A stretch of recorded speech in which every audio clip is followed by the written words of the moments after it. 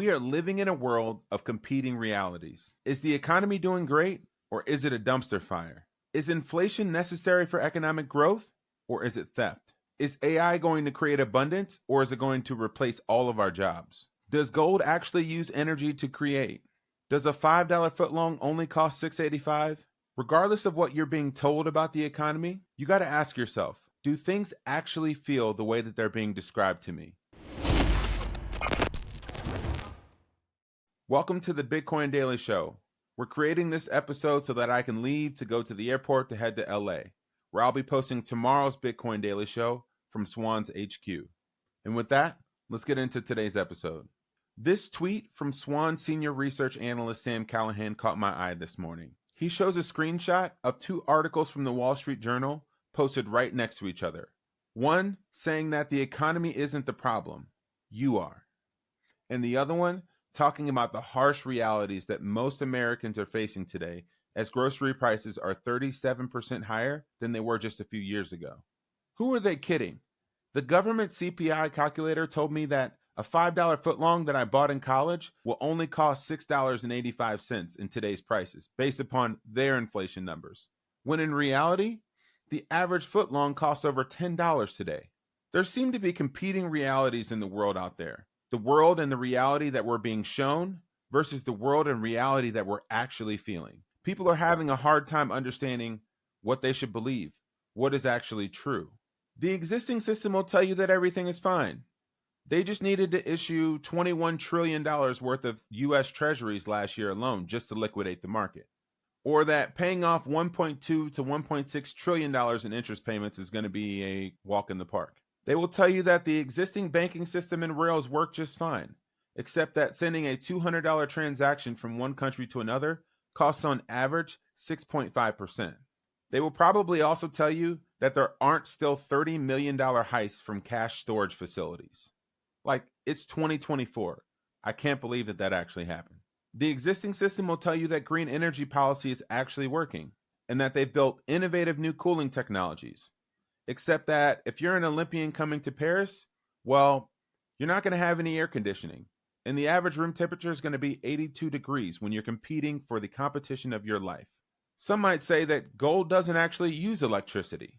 The establishment will also probably tell you that AI is going to change the world, when in reality, programs like Amazon's Just Walk Out Go program weren't actually using AI. They were just using 1,000 artificial Indians, or AGI, a guy from India. We better hope that Elon Musk and Tesla's full self-driving capability is actually for real, and not just some human controlling it from a computer halfway across the world. I'm just kidding, but let's get serious again for a minute. Despite what the establishment says, people all over the globe are feeling a different way. These California employees thought that they were just getting an April Fool's joke when they received their last check, as California instituted a $20 minimum wage for restaurant workers. I was so caught off guard. We had no type of notice, no type of warning even. The owner had told me Happy Easter. Employees at Foster Freeze in Lemoore say they're now out of a job. We had gotten a text in the group chat that we were shutting down, and I completely thought it was an April Fool's joke. Turns out he wasn't the only one. Did you guys think that this was an April Fool's joke? Yes.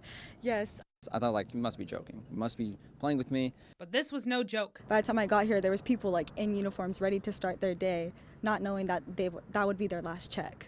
And if you're a restaurant owner and your business didn't shut down, you probably raised prices through the roof. On the other side of the world, Turkish inflation rose to 68.5% this year. This is despite rising interest rates.